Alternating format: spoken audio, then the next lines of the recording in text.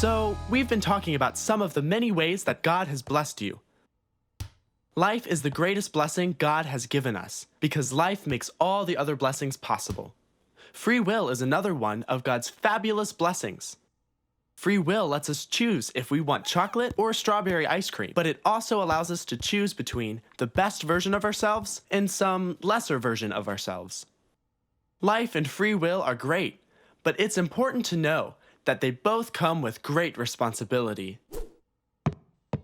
Did it go in that time? Yes! Only took you 10 tries.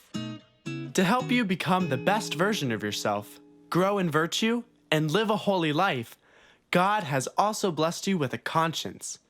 Conscience is the gentle voice inside you that encourages you to do good and avoid evil. Your conscience is an incredible blessing, and the more you listen to your conscience, the stronger that voice will get, and it will even get easier to hear. And the more you do what your conscience encourages you to do, the happier you will be. God speaks to us through our conscience. Your conscience encourages you to become the best version of yourself. It also warns you when you are thinking of doing something that will offend God and make you unhappy.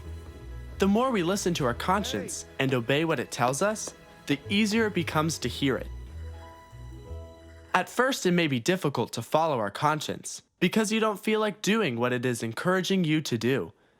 Lots of things are difficult at first, like playing an instrument. We don't always feel like practicing. But don't give up. Press on. Keep trying. Never stop trying, because it's an amazing thing when you get really good at something. And it's an amazing thing when we ignore what we feel like doing, listen to our conscience, and do the right thing. God is always at your side, guiding and encouraging you. He will never give up on you, and you should never give up on yourself. Following your conscience will make you happy. Ignoring your conscience makes you restless and unhappy, and God created you to be happy. Today we are talking about following your conscience. Do you know what a regret is? A regret is something you wish you hadn't done. Regrets are something worth avoiding. Do you know how to avoid regrets? By listening to our conscience. Right, by listening to your conscience. All our regrets come from ignoring our conscience.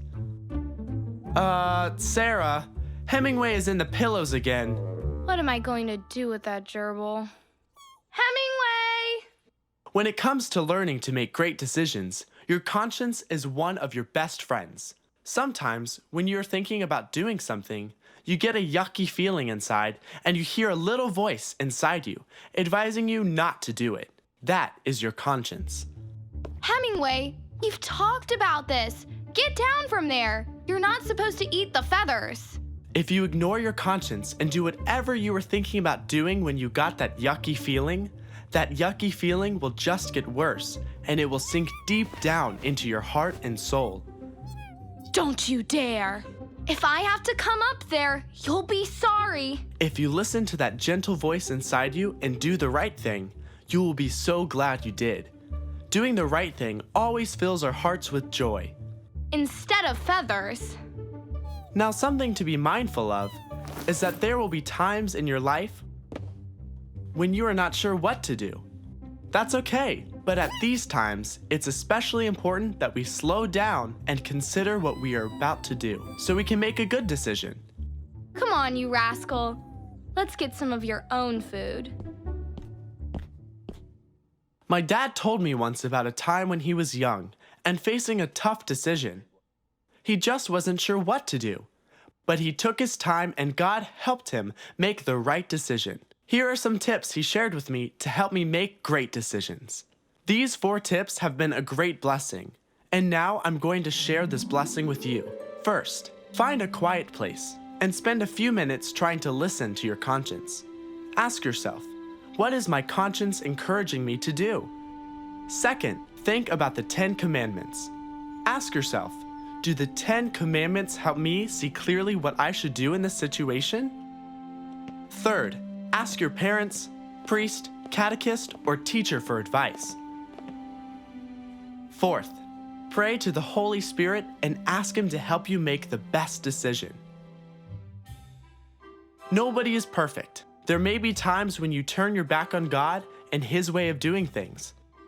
There may be times when you abandon the best version of yourself.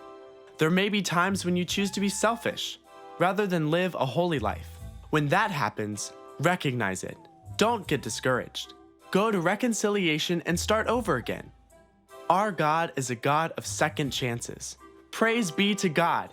We all need another chance every now and then, and God is always willing to give you another chance and a fresh start.